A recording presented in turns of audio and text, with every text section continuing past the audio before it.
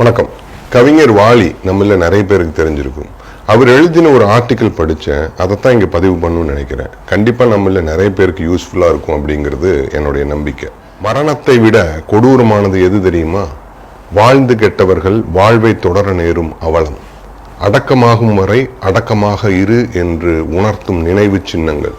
அவர் வாழ்க்கையில் பார்த்து உணர்ந்த 4 சம்பவங்களை பதிவு பண்ணியிருக்காங்க. கேளுங்க. சம்பவம் 1. இந்த கடிதம் கொண்டு வரும் பையனிடம் ஒரு 20 ரூபாய் கொடுத்து விட்டீங்கன்னா பரவாயில்ல. இப்படி ஒரு கடிதத்துடன் என் வீட்டுக்கு ஒரு பையன் வரும்போதெல்லாம் எனக்கு வியர்த்து கொட்டும்.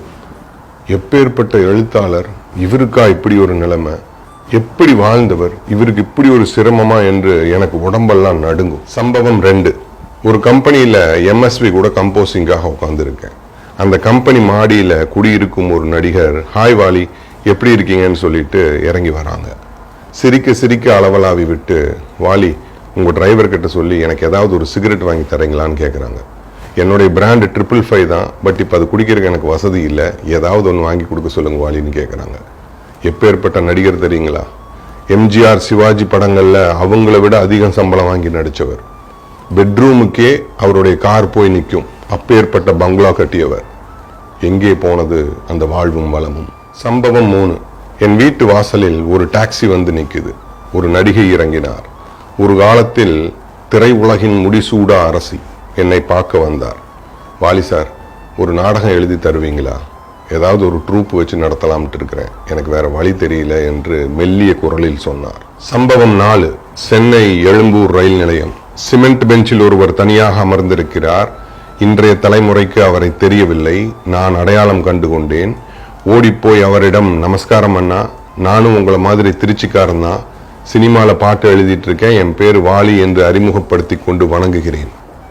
ஓ, நீங்க தான் அந்த வாலியா என்று சொல்லி என் கையை பற்றுகிறார். அவர் தொடமாட்டாரா என்று தமிழர்கள் தவம் இருந்த காலம் ஒன்று உண்டு. இன்று அவர் என் கையை தொடுகிறார். நான் சிலிர்த்து போகிறேன். அவர் தொட்டதால் அல்ல. எந்த ரயில் நிலையத்தில் ரயிலில் இருந்து இறங்க விடாமல் மக்கள் அலைமோதினார்களோ அதே ரயில் நிலையத்தில் கவனிக்க ஆள் இல்லாமல் தனியாக அவர் அமர்ந்திருக்கும் நிலையை பார்த்து காலம் எப்படியெல்லாம் தன் ஆளுமையை காட்டுகிறது என்று எண்ணி பார்க்கிறேன் அந்த பழைய நினைவுகளை. சம்பவம் 1. கடிதம் அனுப்பி பணம் கேட்டவர் கண்ணகிக்கு உயிர் கொடுத்த உலக புகழ் உரையாடல்களை எழுதிய திரு இளங்கோவன் அவர்கள். சம்பவம் 2. சிகரெட் வாங்கி கேட்டது நடிகர் திரு சந்திரபாபு அவர்கள். சம்பவம் 3. நாடகம் எழுதி கேட்டவர் நடிகையர் திலகம் திருமதி சாவித்ரி அவர்கள். சம்பவம் 4. ரயில் நிலையத்தில் அமர்ந்திருந்தவர் தமிழ் திரை உலகின் முதல் சூப்பர் ஸ்டார் திரு MK தியாகராஜ பாகவதர் அவர்கள். இவர்களை விடவா நான் பணம் சம்பாதித்து விட்டேன், இவர்களை விடவா நான் வாழ்வில் அனுபவங்களை கண்டுகொண்டேன், இவர்களை விடவா நான் மேலானவன், அன்று முதல் இன்று வரை நான் என்கிற இருமாப்பு இல்லாமல் வாழ பயின்றேன், இறக்கும் வரை பிறர் மனம் வருந்த நடக்காதீர்கள், நாவடக்கம் கொள்ளுங்கள், முடிந்த அளவு உதவி செய்யுங்கள், முதியவர்களிடம் கனிவு காட்டுங்கள், இன்று நாம் செய்வது கண்டிப்பாக நாளை நமக்கு நடக்கும் அப்படின்னு எழுதி முடிச்சாரு கவிஞர் வாலி. இந்த பதிவிலிருந்து நமக்கு கிடைக்கக்கூடிய மாரல், வாழ்க்கை பரமபத கட்டத்தை விடவும் புதிரானது. எந்த ஏணி ஏற்றிவிடும், எந்த பாம்பு இறக்கிவிடும் எனவும் தெரியாது. அதை விடவும் எது ஏணி எது பாம்பு என கண்டுகொள்வதும் எளிதல்ல. ஆனாலும் விளையாடிக்கொண்டே இருக்க வேண்டும். பிரச்சனை தனித்தனியான மனிதரிடம்தான் இருக்கிறது. ஒவ்வொரு தனி மனிதனும் தன்னைத்தானே சரி செய்து கொள்ள வேண்டும். எவன் செல்வத்தின் பூர்ண சுகத்தை விரும்புகிறானோ அவன் தர்மத்தின்படி நடக்க வேண்டும். அமுதத்திலிருந்து சத்து விலகாதது போல தர்மத்திலிருந்து நல்லது விலகுவதே இல்லை.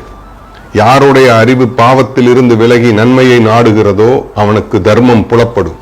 இன்னும் சூட்சமமாக சொல்ல போனால், எவன் மகிழ்ச்சியிலும் கோபத்திலும் தன் வேகத்தை மட்டுப்படுத்தி வைக்கிறானோ அவனுக்கு எல்லாமும் வசப்படும். இந்த பதிவையும் நம்ம முண்டாசு கவி வார்த்தையை வச்சே முடிக்கணும்னு நினைக்கிறேன். தன்மை இழவேல் தாழ்ந்து நடவேல், செய்வது துணிந்து செய், சிதையா நெஞ்சுகொள். My name is Niyas Basheer.